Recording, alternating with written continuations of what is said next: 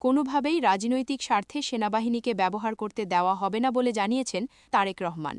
তিনি বলেন, সেনাবাহিনীর গৌরব ও মর্যাদা ক্ষুণ্ণ হয় এমন কোনো কাজ বিএনপি অতীতেও করেনি, বর্তমানেও করে না এবং ইনশাআল্লাহ ভবিষ্যতেও করবে না।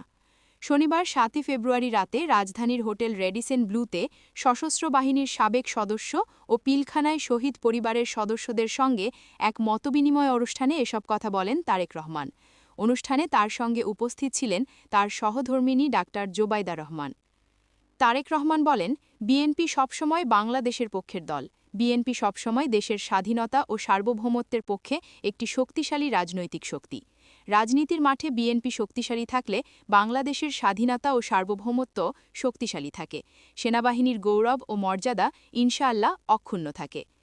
অনুষ্ঠানের শুরুতে উপস্থিত সাবেক সেনা কর্মকর্তা, বিডিআর শহীদ পরিবারের সদস্য এবং সাংবাদিকদের উদ্দেশ্যে শুভেচ্ছা জানিয়ে তিনি বলেন, আজকের এই আয়োজনের জন্য আয়োজকদের প্রতি তিনি ও তার স্ত্রী আন্তরিক কৃতজ্ঞতা প্রকাশ করছেন। মতবিনিময় সভায় নিজের অনুভূতির কথা তুলে ধরে তারেক রহমান বলেন, আমি ও আমার স্ত্রী আজ কিছুটা স্মৃতিকাতর হয়ে পড়েছি। বরাবরই সেনাবাহিনী ও সশস্ত্র বাহিনীকে আমি আমাদের বৃহত্তর পরিবার হিসেবেই মনে করি। তিনি বলেন, শৈশবে পিতাকে হারালেও বড় হয়ে দেখেছেন সেনাবাহিনীর প্রতি তার মা, সাবেক প্রধানমন্ত্রী বেগম খালেদা জিয়ার এক ধরনের নির্ভরতা ও সম্মান ছিল। তিনি সবসময় বিশ্বাস করতেন, বাংলাদেশের স্বাধীনতা ও সার্বভৌমত্ব রক্ষায় একটি শক্তিশালী সেনাবাহিনী অপরিহার্য। তারেক রহমান আরও বলেন, সন্তান হিসেবে আমি যেমন আমার পিতাকে নিয়ে গর্বিত, তেমনি একজন সেনা কর্মকর্তা হিসেবে স্বাধীনতার ঘোষণা দিয়ে শহীদ জিয়া সেনাবাহিনীকেও গর্বিত করেছিলেন। স্বাধীনতাপ্রিয় গণতান্ত্রিক জনগণ যেমন শহীদ জিয়াকে নিয়ে গর্বিত, তেমনি বাংলাদেশের সশস্ত্র বাহিনীও তাকে নিয়ে গর্বিত বলে তিনি দৃঢ়ভাবে বিশ্বাস করেন। বিএনপির চেয়ারম্যান আরও বলেন, জনগণ সেনাবাহিনীকে দেশের স্বাধীনতা ও সার্বভৌমত্বের নির্ভরযোগ্য প্রহরী হিসেবে দেখে। সেনাবাহিনীকে ভিন্ন কাজে যুক্ত করা হলে তাদের মূল দায়িত্ব ও উদ্দেশ্য ব্যাহত হয়। বিগত ১.৫ দশকে সেনাবাহিনীর ভূমিকা ও গৌরব নিয়ে সেনা কর্মকর্তা ও সদস্যরা নিজেদের বিবেককে প্রশ্ন করলে অনেক উত্তর খুঁজে পাওয়া যাবে বলেও মন্তব্য করেন তিনি। তারেক রহমান বলেন, দেশ যখন ফ্যাসিবাদ ও তাবেদার অপশক্তির কবলে পড়ে, তখন শুধু গণতন্ত্র ও মানুষের স্বাধীনতাই নয়, একই সঙ্গে দেশের স্বাধীনতা ও সার্বভৌমত্ব হুমকির মুখে পড়ে। ২০০৯ সালের ফেব্রুয়ারিতে পিলখানায় সংঘটিত বিডিআর হত্যাযজ্ঞের প্রসঙ্গ টেনে তারেক রহমান বলেন, ওই নির্মম হত্যাকাণ্ডের পরও দিনটিকে সেনাবাহিনী যথাযথ গুরুত্ব দিয়ে পালন করতে পারেনি বা পালন করতে দেওয়া হয়নি। তিনি বলেন, আমি সেনাবাহিনীর হারানো গৌরব ফিরিয়ে দেওয়ার কথা বলতে চাই না, বরং গৌরব অর্জন ও তা ধারণ করার বিষয়টি গুরুত্বপূর্ণ।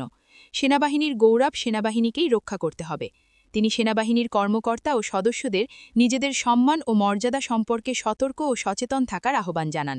একই সঙ্গে বলেন, সেনাবাহিনী অবশ্যই রাজনীতি সম্পর্কে সচেতন থাকবে, তবে রাজনীতিতে বিলীন হয়ে যাওয়া কখনোই উচিত নয়। মতবিনিময় সভায় তারেক রহমান আরও বলেন, ২০০৯ সালের পিলখানা হত্যাযজ্ঞের পর পতিত ও পলাতক ফ্যাসিবাদী অপশক্তি মুক্তিযুদ্ধ স্মৃতিবিজড়িত বিডিআরের নাম পরিবর্তন করে দেয়, এমনকি তাদের ইউনিফর্মও বদলে ফেলা হয়। তিনি ব্যক্তিগত অনুভূতি প্রকাশ করে বলেন, জনগণের রায়ে বিএনপি রাষ্ট্র পরিচালনার দায়িত্ব পেলে মুক্তিযুদ্ধ স্মৃতিবিজড়িত বিডিআরের নাম পুনর্বহাল করতে চাই।